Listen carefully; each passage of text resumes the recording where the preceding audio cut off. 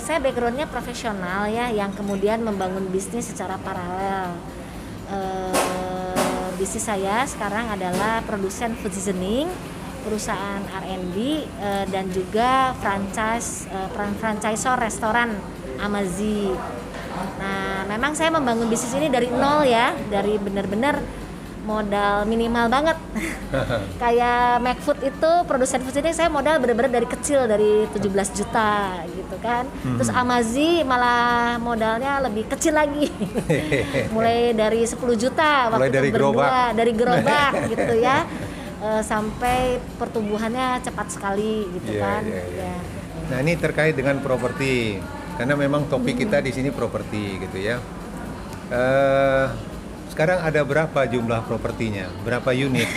Sekarang karena kebutuhan bisnis saya, memang saya jual 3 properti saya waktu itu ya, untuk menutupi beli tempat usaha ya, karena repot kan kalau usaha pindah-pindah ya. Jadi sekarang paling cuma 4 sekarang. Cuma 4 loh. Cuma 4 loh. Kira-kira 4 itu nilainya berapa? Total sekitar 50 M lebih. Wow. Karena saya punya tempatnya yang benar-benar di strategis, benar-benar di pusat Jakarta semua 4-4-nya. Karena saya butuh, saya dari dulu pengen tinggal tuh yang deket kemana-mana karena efisiensi waktu.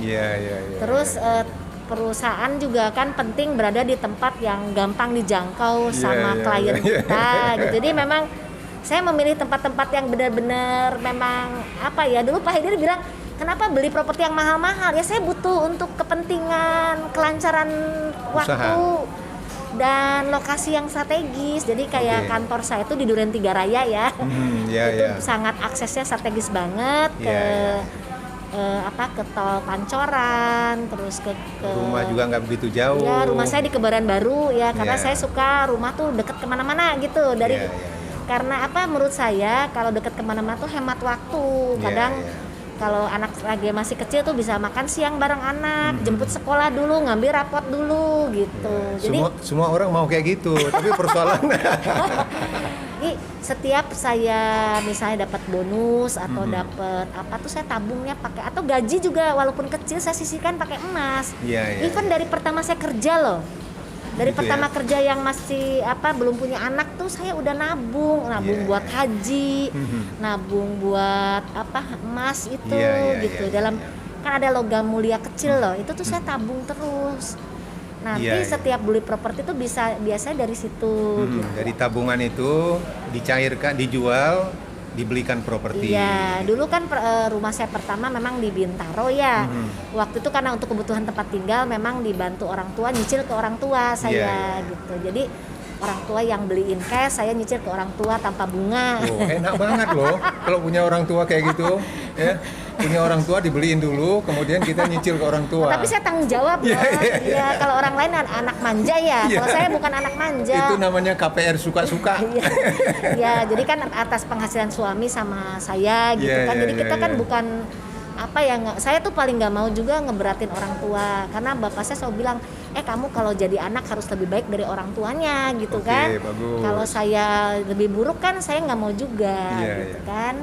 Terus gitu. Kenapa suka berinvestasi di properti padahal ada investasi emas? Kira-kira kenapa suka? Kalau gini loh, kalau emas itu kan sebenarnya hanya menjaga inflasi ya. Jadi itu sebenarnya bukan investasi loh. Iya, menjaga kalau inflasi. Kalau investasi itu ada capital gain, terus ada cash flow. Emas kan nggak ada. Betul. Jadi orang tuh salah kalau bilang emas tuh investasi. Kalau ibu saya selalu bilang, emas tuh hanya jaga kamu punya inflasi aja. Dan jangan pernah naruh duit, jangan naruh di duit. Gitu. Iya, jangan pegang duit tapi peganglah emas.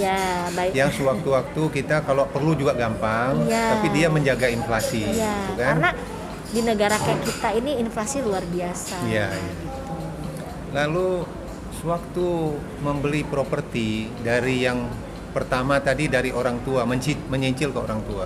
Kemudian yang kedua, apakah itu dibeli juga oleh orang tua kemudian dicicil lagi atau udah gimana? Malu dong, itu kan dulu baru lulus kuliah, baru nikah, nggak punya duit ya, malu. Jadi waktu rumah saya kedua itu di Cipayung. Cipayung, oke. Kalau rumah yang hibah nggak usah dibahas ya. Ya. Ya, jadi saya beli rumah di Cipayung. Luasnya tuh Cipayung Jakarta Timur ya, Ya, bukan yang Cipayung. dua rumah itu ya. Beli dua Oke. saya. Oh, itu pernah ditempati? Enggak. Oh, hanya investasi. Iya. Oke.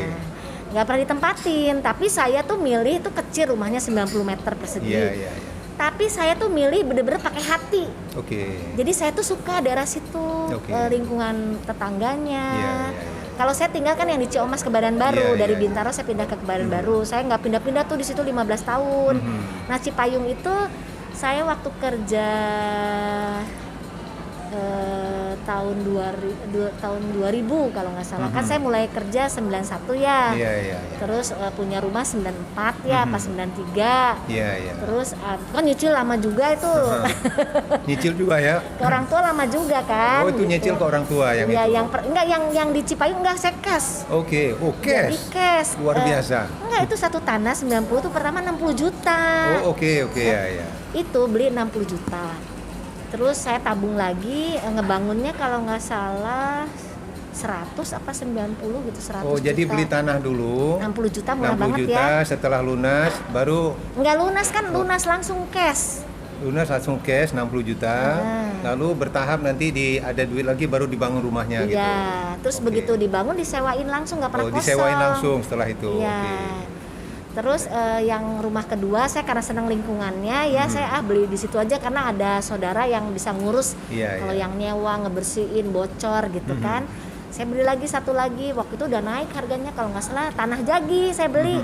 Saya suka ngebangun, saya tuh hobi ngebangun. Ya, itu keuntungannya kalau bangun sendiri. Jadi pasti lebih murah. Lebih murah dan modelnya Kualitasnya tuh lebih bagus. modelnya tuh kita sukai. Modelnya kita sukai. Nah, itu. Terus seolah-olah kita mau tinggal di situ. Iya, Jadi iya. kita juga bakal dapat penyewa tuh persis orang-orang kayak kita. Iya. Gitu. Saya tuh suka ngebangun gitu loh. Iya, Suka iya. banget gitu. Apa hobi milih-milih itu apa keramik, milih Iya, kamar iya, mandi, lihat gambarnya walaupun kadang-kadang salah gambar. Jadi dari 4 rumah yang sekarang dimiliki, 4 properti sekarang yang dimiliki, apakah juga dibeli kontan semua itu? Yang Mampang itu saya beli KPR. KPR, Tapi oke. saya bayar lunas percepat tanpa bantuan siapa-siapa loh Pak. Jadi iya. kan saya kerja sambil usaha. Iya, Ya iya. itu juga DP-DP-nya tuh dari ya kayak gitulah, dari tabungan sama bonus-bonus ya. Tapi kan udah mahal waktu beli hampir 1,5 miliar Oke, karena di oke. tengah kota itu rumahnya di Iya, Mampang ya. Iya. Nah itu saya cicil ke KPR, kalau nggak salah cicilannya 17 juta atau berapa, pokoknya dari penghasilan saya dari cash flow Oke, perusahaan. Jadi oke, kayak oke. masih Jadi- lebih juga itu ada sisanya, jadi kayak nggak nyicil gitu loh Pak. Iya. Terus begitu ada bonus dividen dari perusahaan saya, ada bonus dari perusahaan saya, langsung saya lunasin. Oke. Jadi kalau nggak salah nggak sampai 5 tahun tuh udah lunas Oke. gitu. Nanti cari cari rumah lagi. Dari situ saya beli yang mana ya? Oh, beli yang di itu di Duren Kebaran 3. Baru. Enggak, Kebaran Oh, Baru Kebayoran dulu. Baru dulu. Oke. Baru oke. Duren 3 Itu gitu. Kebayoran Baru waktu beli rumah jadi atau rumah tua yang dibangun ulang? Nah, itu juga Kebayoran Baru itu ya. Pokoknya saya udah lama kan tinggal di Kebayoran Baru 15 tahun. Jadi kayaknya kalau pindah ke daerah lain tuh repot gitu Iya, ya. iya, Saya kegiatan saya di pusat kota semua. Jadi kira-kira waktu beli rumah yang sudah setengah dibongkar sama membangun kira-kira berapa nilai investasinya? Waktu itu sih beli itu dapatnya bagus kan, jarangnya di Kebayoran Baru harga bener-bener NJOP gitu ya. Aha. Jadi NJOP tuh kalau nggak salah itu kan rumahnya hampir 600 meter lebih ya. Sertifikatnya sih mungkin segitu ya. Kalau nggak salah tuh 4,6 apa 4,7 ya, hampir 5M. Ngebangun tuh misalnya 2M. 2M, jadi 7M. Iya. Lalu saya dengar pernah di appraisal sama bank, nilainya berapa? Iya, itu nilainya sampai waktu itu berapa tahun yang lalu, 19. Wow, tuh bayangin 7 miliar diinvestasikan, langsung di appraisal sama bank 19 miliar. Mau nggak? Karena kita belinya harganya bagus ya, jadi di bawah harga pasaran. Nah itu jadi orangnya butuh uang, butuh Iya, cepat, iya, terus iya, dia iya. ketemu saya cocok gitu ya, Iya, iya, iya, chemistry-nya gitu. Iya, iya. Nah itu juga saya nggak langsung bangun Pak. Oke. 4,6 tuh memang saya pakai KPR nggak ya? Pakai KPR yang Pakai saya KPR, bayar-bayar oke. gitu. Habis lunas baru saya bangun. Oke. Jadi bertahap lah. Bertahap. Oke. Jadi itu saya bangun tuh setelah lunas KPR gitu ya, dari bonus dari apa gitu, pokoknya gitu saya Iyalah, tipenya. pokoknya dari bonus, dari usaha disatuin semua ke sana. Masukin itu. ke situ kan. Oke. Terus 3 tahun kemudian kalau nggak salah dibangun. Gitu ya. Beli 2000 berapa? Pokoknya jadi 2012 nih. Oke. 2012. 2012 ya jadinya Iya. ya. Lalu yang setelah itu di ini ya, di Duren 3 ya. Nah, prestasinya? Duren 3 itu sebenarnya juga dari uang usaha. Dia dari emas juga. Jadi Dari kalau emas, usaha oke. tuh dulu saya ingat banget bisa 2 batang 100 gram. Oke. Banyak. Itu sampai jual tuh serem bawanya ke toko emas tuh. 2 miliar apa 4 miliar gitu. Iya. Serem juga. Iya. Karena itu jadi DP tuh, Iya, jadi iya, DP iya. terus nyicil. Iya. Nah, di situ kan saya katanya riba. Mhm. Nah, jadi terpaksalah saya jual rumah saya. Oh, rumah yang buat di Ciomas. Oke. dijual. Tapi karena rumah Ciomas tuh nilainya waktu itu saya maunya tinggi, tapi nggak laku-laku. Jadi saya jual rumah yang kecil-kecil dulu. Oke. Buat numpukin di Duren 3. Duren 3 biar cepat lunas gitu ya. Nah, abis dari Ciomas terjual hampir 8 miliar ya. Saya tutup hutangnya si Duren 3 kan nggak banyak. Waktu beli kan kalau nggak salah 9M apa 10M gitu. Oh, gitu Duren 3 tuh ya. Oke. Gitu. Terus saya lunasin tuh cuman tinggal 4M apa Iya, berapa gitu. Jadi masih sisa. Oke. Sisanya cepet saya beliin lagi, jangan dipakai uangnya. Jadi saya tuh nggak pernah nyoceng-nyoceng hasil penjualan rumah gitu loh. Iya. Yang Langsung- terakhir ini belinya ruko ya. Ruko di Duren Bangka. Duren Bangka. Itu seru juga. Dipakai buat apa sekarang? Disewain. Oh, disewain. Jadi nggak pernah ada yang kosong Oke. gitu.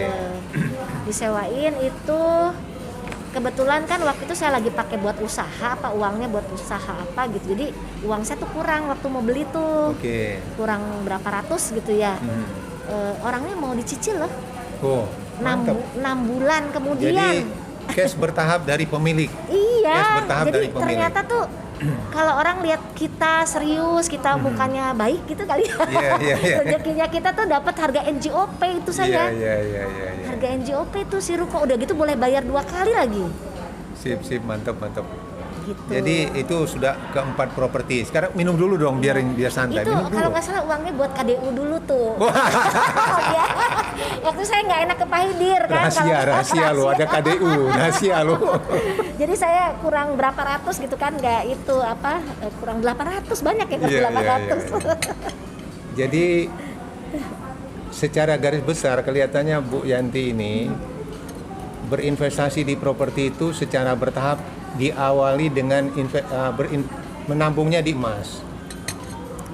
Dari emas kumpulkan, dari hasil gaji, dari hasil bonus, dari hasil usaha dikumpulkan, dijadikan emas, kemudian dibelikan properti yang kecil-kecil dulu, kemudian properti kecil itu lalu dijual kembali, beli yang lebih besar lagi. Ya. Jadi tumbuh. Dan yang kecil-kecil itu rata-rata saya cash, termasuk ruko yang di Duren Bangka saya cash juga. Nah, jadi tumbuh. Akhirnya sekarang beliau punya aset kira-kira 50M dari 4 properti. Nah, ini kan menarik. Pelajaran juga bagi yang lain, jangan dilihat bahwa yang kecil-kecil itu tidak bernilai. Coba dulu Bu Yanti mau beli yang rumah saya 55 juta, sekarang harganya 250 juta. Tanah doang. Tanah. Sekarang baru saya mau beli terus ke Pak Hidir, Pak saya nyicil ya bayarnya. Sekarang mau beli Bu Yanti ke saya kaplingnya, dulu ditawarin 55 juta. Sudah ada rumahnya, nggak mau. Sekarang mau beli tanah kapling harganya 211 juta loh. Iya benar. Ya karena apa? Karena Waktunya terlambat. Padahal Iya. dulu saya tawarin, Terus malah saya diketawain terus loh. saya gini, ngapain saya beli di luar DKI gitu, jahat memang. Padahal buat investasi gitu kan. Ya, padahal tujuannya. Bekasi luar biasa loh. Luar biasa gitu. naiknya. Emang Nah. saya terlalu fokus DKI. Iya. Jadi Tapi memang ada daerah-daerah yang naiknya lambat loh. ada daerah-daerah Itu yang di tertentu. Jakarta Timur itu yang di Iya. rumah saya di Ciracas Cipayung itu. Iya, pelan naiknya. Itu lambat loh Iya. naiknya. Yang bagus memang daerah-daerah Bekasi sini. Nah, Bekasi, saya lihat Cibubur juga Cibubur, ya, kalau ya. luar itu. Padahal itu DKI loh. Iya. Padahal lokasinya jauh lebih strategis gitu Iya, loh. iya. Emang aneh ya. Ilmu properti itu aneh. Sekarang kira-kira kenapa sih kok tertarik di bisnis di investasi properti itu, apa sih yang menariknya? Nomor satu kan pertama saya seneng juga. Saya tuh seru kalau berburu gitu. Oh, oke, hunting. Iya kan. Hunting bisnis ya. Jadi kayak hiburan banget gitu. Kata dari kecil mungkin ikut ibu saya kali ya. Iya. Ibunya sudah biasa berinvestasi di properti. Iya, karena ibu saya tuh berpikir gini. Kalau saya karena memang ingin investasi, bapak ibu saya tuh selalu berpikir bapak saya tuh kan dokter, semua benar-benar keahliannya gitu ya. Iya. Jadi harus nabung gitu. Dia tuh selalu berpikir kayak gitu, harus nabung. Iya.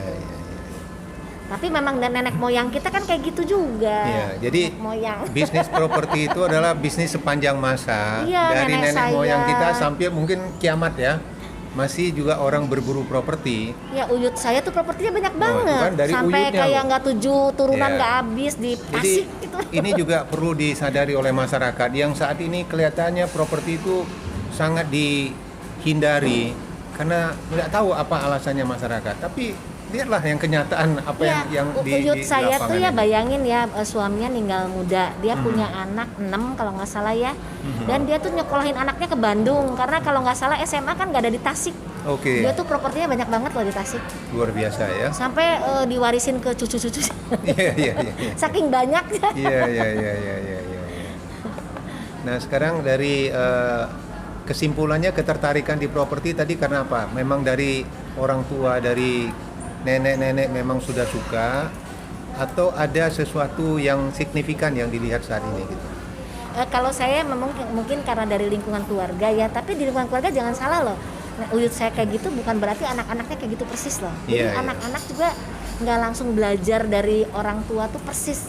Oke. Kayak neneknya saya misalnya nggak persis kayak melakukan ibunya, tapi justru ibu saya melihat itu harus itu penting gitu loh. Jadi namanya life skill itu ternyata Luar biasa.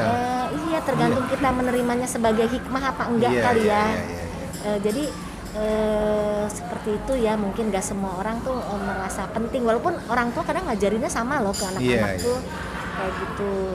Jadi memang kalau kita mungkin di lingkungan keluarga kita seperti itu ya, mementingkan properti. Iya, Dan iya. kita juga ngerasain juga kalau kita punya properti yang di tempat strategis, sebenarnya penghasilan dari sewanya juga lumayan sih. Kira-kira nilai sewanya dengan nilai properti itu kira-kira ada 5% atau lebih? Saya tuh sebenarnya nggak pernah ngitung-ngitung. Yang saya lihat itu sebenarnya penyewanya. Oh, supaya terjamin Iya. kondisinya. Jadi Oke. kayak pernah ya yang di Mampang tuh disewa sama perusahaan, bayar sewanya bagus. Sekarang mungkin sama orang biasa lebih rendah juga, saya ambil aja. Jadi intinya saya nggak pernah bikin properti itu kosong. Oke, jadi Bu Yanti ini sudah nggak mikirin duit, Mikirin nggak lah. mikirin duit. Jadi dia nyewa, ya pokoknya asal dia happy, terjamin, udah. Jadi nanti kalau sewa 5%. properti cari Bu Yanti aja ya. 5% ada nggak ya? 5% nggak dihitung sih sama Ya, saya. normalnya kalau properti sewa itu dapatnya range-nya sekitar 5%. Jadi ada yang 3%, ada yang 5%, ada yang 10%. Apartemen yang kebanyakan 10%. Tapi yang standar yang umum itu sekitar 5%. Nah saya nggak terlalu mikirin Ya. itu ya, karena pernah juga.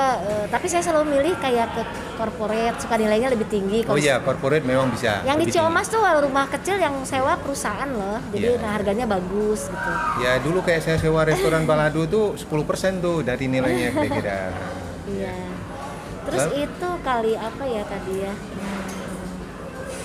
Soal ini juga sih perjanjian sewa tuh Perjanjian, penting. oke. Perjanjian sewa. Supaya lebih aman lah ya. Iya, jadi saya alhamdulillah nggak ada kasus-kasus ya. Mhm. Terus deposit itu Iya, penting gitu kan. Terus orangnya gitu. Jadi saya selalu ke notaris ya. Iya. Sekarang dari pengalaman itu, dari kesukaan, kebiasaan, dari mulai kakek, nenek sampai sekarang, kira-kira masih mau nambah properti nggak nih? Ih mau banget. Tuh mau banget loh. Kalau ada duit nganggur langsung beli walaupun cuma dikit. Karena masih ada sih Iya, properti iya. yang 100 juta. Oh 50 ada, juta ada. ada. Tapi saya pengen yang selalu yang saya seneng gitu. Jadi lebih baik kecil tapi saya suka gitu.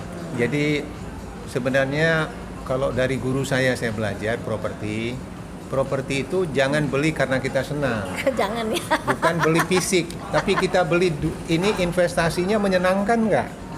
Kalau investasinya nggak menyenangkan, kan bukan untuk kita tempati buat investasi. Oh iya, maksudnya Ya kan? investasi yang menyenangkan. Jadi bukan Investasi yang bukan menyenangkan. senang tuh rumahnya lucu. Oh, Udah, oke, bukan. oke. Jadi saya salah tadi. Sorry. Bukan. Jadi saya tuh kayak beli di Cipayung ya. Ini tuh saya lihat, wah ini akses bagus. Iya, iya, iya. Terus Jadi investasi yang menyenangkan. Iya, Oke, investasi yang bagus. menyenangkan. Terus kayak Mampang, ya itu kan tanahnya besar, 325. Terus aksesnya tuh kemana-mana deket. Jadi oh ini cocok buat dipakai usaha saya. Waktu itu kan usaha saya sewa ke situ bayar. Iya, iya. Oh ya, saya juga gini, kalau tempatnya tuh besar, saya pakai kecil, itu ruangan-ruangan juga saya sewain loh. Oh, gitu ya. Iya. Jadi Nah, itu bisa maksudnya, kombinasi ya ininya jadi ya. kayak waktu di Duren 3 kan saya belum mampu renovasi tuh. Itu ruangan yang itu tuh saya sewain lumayan juga. Gitu ya. Nah, sekarang kita sudah belajar, Bu Yanti udah belajar dari orang tua, bahkan dari nenek turun ke orang tua, sekarang ke kita. Kira-kira pola ini apakah ingin ditularkan kepada anak-anaknya nantinya? Iya, jadi kalau bedanya saya sama ibu saya tuh memang belajar. Kalau ibu saya mungkin karena pengalaman aja. Kalau saya tuh memang belajar. Saya ikut kursus-kursus properti, walaupun Oke. kata Pak Haidir tuh itu kelas dasar katanya gitu. Buat saya nggak ada. Buat Pernah saya, ikut bareng sama saya survei iya, tengah malam loh. Iya, kalau buat dia tuh cetek ilmunya gitu. Kalau buat saya itu penting karena kan saya bukan orang yang bisnis properti. Saya cuma nggak sekali ikut training properti, ikut terus. Iya, iya, iya. Jadi memang saya ikut yang ada tentang apa di luar negeri, properti luar negeri, saya juga belajar gitu. Iya, iya. Ada yang ini, jadi semua tuh harus ada ilmunya gitu. Iya, iya. Yang kelas siapa tuh yang read Bam- that poor Oh. dad juga saya ikut kelas propertinya. Si Robert Robert Kiyosaki. Kiyosaki. Maksudnya saya belajar aja kan, Oke. mungkin kita investasi di Indonesia bisa aja suatu hari investasi di luar negeri. Iya, iya, iya. Saya pengen sebenarnya punya properti di Malaysia. Oh, oke, oke, oke.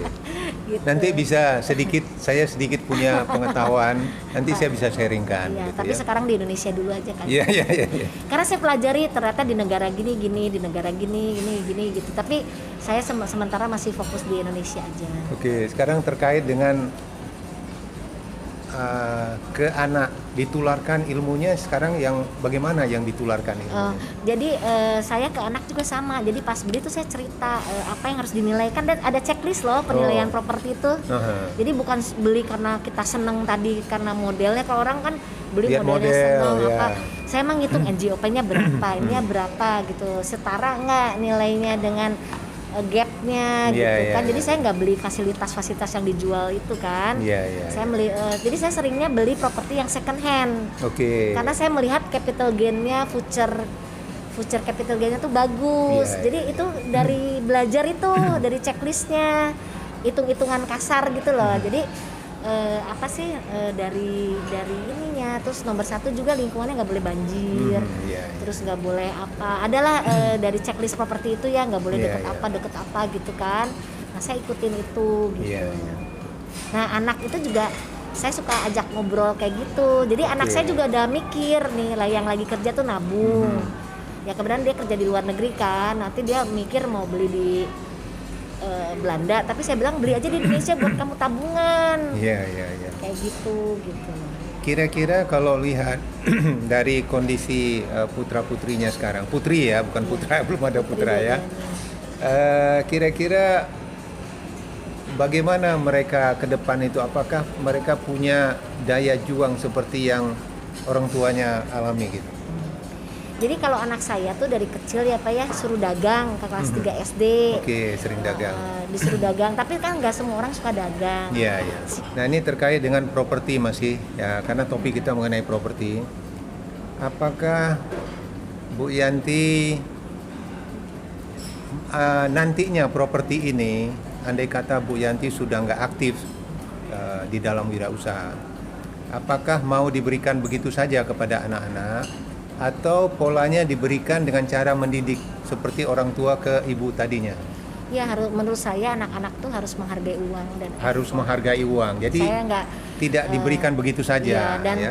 jangan pernah mengiming-iming anak-anak itu hidup ini mudah. Iya, iya, iya. Bahwa ya hidup ini ya perjuangan lah ya. Iya, iya. Ya, ini ada sebagian pendapat daripada teman-teman bahwa kita tidak tidak menarik lah, tidak logik kalau kita memberikan kepada anak tuh dalam bentuk dikomersilkan. Nah, ini kira-kira pendapat Bu Yanti gimana nih? Nggak apa-apa, kita bisa kombinasi kan. Kayak saya juga dapat hibah ya dari orang tua ya. Hibah rumah di Kebayoran Baru ya. Ya semua maksudnya. Hibahnya di Kebayoran Baru loh. Intinya Bu Yanti juga menerapkan pola yang sama yang dilakukan oleh orang tuanya ke Ibu Yanti. Ibu Yanti juga mendelivery cara yang sama kepada putri-putrinya. Jadi intinya Ibu Yanti setuju ya dengan cara mengedukasi anak-anak, harus. Tidak hanya sekedar diberikan saja seperti itu ya. Mereka harus menghargai uang dan menghargai perjuangan hidup, bahwa manusia kan harus bermanfaat ya. Iya. Bermanfaat buat dirinya sendiri dan buat orang lain gitu. Jadi saya juga ngelihat di lingkungan teman-teman sendiri ya, ada banyak yang tidak bisa survive dalam menghadapi kemandirian ya. Entah lingkungan keluarga, entah lingkungan teman-teman sendiri. Jadi ya saya melihat ya itu penting sekali anak-anak tuh punya kemandirian dan menghargai uang ya. Iya. Jadi menghargai uang, dalam hal ini kita mendelivery kita punya aset tadi, itu tujuannya untuk mereka merasakan perjuangan bagaimana kita mencari. Jadi bukan hanya sekedar diberikan aja, karena kadang-kadang nih warisan ini menjadi masalah juga bagi mereka. Terus ada orang berebut warisan ya. Ada yang berebut warisan, ada juga kalaupun nggak berebut habisnya gampang karena dapatnya dapat gitu. Kalau kita alhamdulillah kita berempat ya. Malah berkembang biak. Malah gitu berkembang. Kan. Nah inilah edukasi inilah. Jadi memang harus sedikit agak dipaksakan. Memang nggak nyaman, tapi itu adalah pendidikan. Kita niatkan untuk pendidikan keuangan pendidikan sama investasi. Itu penting banget. Sama gaya hidup ya. Saya bilang gaya hidup tuh penting. Jadi kita itu jangan pengen punya gaya hidup itu yang apa ya? Yang tampak luar gitu loh. Iya. Ya, saya bukan juga gratis aja lah gitu. Iya, gitu kan banyak orang tuh pengen gaya hidup yang hebat gitu tapi itu cuman kemasan gitu loh. Iya. Nah, kita tuh nggak perlu kayak gitulah. Jadi memang gaya hidup ini juga pelajaran buat milenial nih terutamanya ya. Karena pengalaman kita ini bisa menjadi hikmahnya. Kebanyakan milenial ini happy seperti video saya yang sebelumnya. Saya ceritain mengenai anak saya yang di Korea itu. 9 tahun yang lalu income-nya masih 15 juta per bulan. Saat itu ditanya, kamu sudah punya apa? Belum punya apa-apa, karena dia bilang nggak cukup. Sekarang income-nya lebih daripada 2 kalinya. Nggak cukup juga kan? Tanya saya, udah punya belum juga? Yang salah di mana kan? Jadi ini financial literasi ini perlu banget. Perlu banget. Ya kalau kita nggak ada sesuatu yang kita edukasi kepada mereka, akhirnya uang itu habis nggak karuan. Buktinya banyak sekali orang yang punya penghasilan kecil yang 6 juta banyak beli rumah-rumah KPR itu. Tapi yang penghasilan 30 juta, kalau kita simpulkan diskusi kita sore ini, pertama tadi membeli properti awalnya memang ada edukasi dari orang tua. Kemudian karena edukasi itu belajar menabung dalam bentuk emas, dari hasil usaha, dari hasil bonus, dari hasil kerja semua diputar. Kemudian sama belajar juga yang tadi ilmu properti ya. Sambil belajar juga. Jadi emang belajar kepada guru-guru properti ya. Iya. Sama buku-buku. Nah, kemudian dari sana diputar kembali ke arah propertinya sendiri. Sambil usaha dibangun terus. Dan kelihatannya sekarang hasil usaha dengan hasil properti itu mungkin bisa seimbang atau mana yang lebih tinggi Bu kira-kira? Dari turnover ya berarti ya. Dari setahun aja udah berlipat-lipat lebih dari properti lah gitu kalau ya. Lagi normal ya, tapi kalau lagi ada kondisi organisasi chaos ya, tadi ada kondisi pandemi kayak gini memang jadi kayak Bapak tadi mungkin properti lebih baik gitu karena dia kan nggak terkena dampak gitu. Ya, jadi sebenarnya ada plus minus kedua-duanya dan itu saling melengkapi. Iya, saling melengkapi. Karena kalau hanya bisnis saja nggak ada properti, ada apa-apa, chaos juga ini bisnisnya. Iya, karena bisnis kan tergantung kita ya. Kita kan saya kan pengusaha aktif, bukan passive income. Iya. Tapi begitu juga ada properti nggak ada bisnisnya juga chaos nih. Ini yang saya alamin ini. Jadi dua-duanya harus ada sehingga properti sama bisnis itu Sama tambah lagi jadi self employee juga. Saya kan Self-employed, jadi ya. jual diri juga ya. Iya, jual Income, keahlian. Jual keahlian. Jadi kombinasi aja nggak apa-apa. Jadi Iya. kalau bisnis kan sebenarnya kita business owner, ada Iya, tim ya, bukan Iya. kerja sendiri. Jadi levelnya business owner. Kita Iya. bisa juga jadi self employee, jual diri, jual keahlian kita kepada Iya, yang mau iya. membeli kan. Seperti hari ini gitu Iya, kan. iya, iya. Terus tambah lagi tadi yang investasi. Investasi, Jadi oke. selama kita masih kuat Pak, jalanin aja berbagai profesi Oke, gitu loh. oke. Jalanin aja berbagai profesi. Jadi gitu. kesimpulannya bisnis dan properti itu dua-duanya jalankan Bisnis dan properti dan profesi. dan profesi. Jadi ada 3 sumber income Iya. yang saling mengisi Iya. dan itu saling melengkapi. Jadi kalau itu ideal banget loh. Tidak semua orang punya gitu Enggak, ya. kita harus percaya diri kita punya potensi. Iya. Tinggal kita cari channelnya, cari pasangannya. Belum closing kita. Apa nasihat Ibu untuk para milenial dan untuk senior-senior yang pensiun? 2 pesan Ibu tuh, 1 buat milenial, 1 buat pensiun. Pesan Ibu apa? Iya. Jadi adik-adik milenial ya nomor 1 itu ya hidup tuh seadanya saja, mulai menabung dari emas dari pertama kerja itu harus ya disisihkan. Jadi nabung di bank, langsung beliin LM, taruh di safe deposit box gitu kan. Nanti langsung begitu ada cukup berapa beli aja tanah atau apa yang secukupnya uang gitu kan. Jadi nggak membebani ya. Jadi nggak usah mikir yang terlalu rumit-rumit gitu loh. Kita harus menjadi orang ahli di profesi kita, karena itu akan menaikkan values kita gitu kan. Kalau saya tuh kerja apa aja tuh all out gitu. Kadang-kadang kerja nggak dibayar juga jadi volunteer, tapi sejalan dengan visi misi Profesi, hidup saya, iya. dengan profesi saya jalanin. Kadang-kadang saya nggak semua konsultasi saya atau training saya dibayar, saya ambil aja.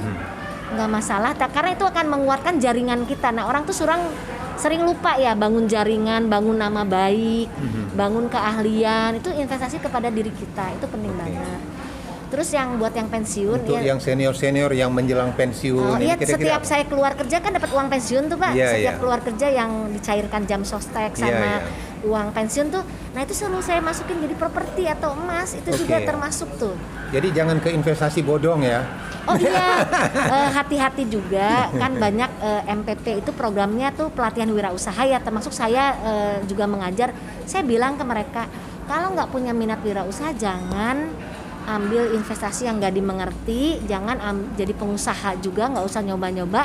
Yang paling aman ke properti, saya selalu bilang gitu, properti sesuai uangnya ya, jangan jadi ngutang Beban, lagi, ya. jangan jadi beban lagi. Terus selama masih usia produktif ya jalanin profesi yang mampu dikerjakan sesuai potensi diri. Saya kasih misalnya penulis, dosen atau apa aja gitu loh. Karena itu membuat kita aktif ya, dan tetap ada penghasilan yang bisa hidupkan walaupun sedikit. Jadi uang pensiunnya nggak habis gitu loh. Nah uang pensiunnya lebih baik jadi rumah kos, misalnya jadi beliin rumah walaupun kecil, disewain kayak gitu. Jadi lebih baik di investasi yang aman sih untuk yang MPP sih jangan ambil di tempat-tempat. Jadi kalau banyak juga yang MPP ngambil franchise saya ya, tapi Iya. saya lihat orangnya gini, emang dia dari dulunya suka usaha gitu loh. Jadi ada dasar waktu mau usaha. Jadi waktu usaha Amazi juga, karena Amazi kan investasinya besar tuh, bikin restoran tuh minimal 500 juta kan. Iya, iya. Saya lihat-lihat orang kalau dia nggak ada background, nggak ada mentality jadi pengusaha, saya bilang bapak beresiko ambil usaha saya gitu Iya, loh. iya. Seperti itu. Jadi Itu nasihatnya buat Iya. sarannya buat senior ini, jangan sembarangan berinvestasi. ya di dunia yang kayak berbeda gitu Iya, loh. iya, iya. Jadi semua tuh harus dilatih ya. Gitu. Nanti ngambil properti juga harus hati-hati loh. Iya, iya, iya. Harus bisa belajar menilai, nggak sembarangan beli gitu loh. Iya, iya. Kan sering saya lihat ya orang tuh sering ya termakan iklan-iklan TV itu loh. Iya, iya, iya, iya. Nah, saya nggak beriklan soalnya. Baik Bu, terima kasih atas sharingnya hari ini. Semoga banyak manfaat bagi teman-teman, bagi masyarakat. Dan kalau ada keperluan apa-apa bisa diskusi sama kita karena pengalaman ini mungkin bermanfaat bagi yang lain. Terima kasih atas waktunya. Mari ucapkan Assalamualaikum warahmatullahi wabarakatuh. Assalamualaikum warahmatullahi wabarakatuh.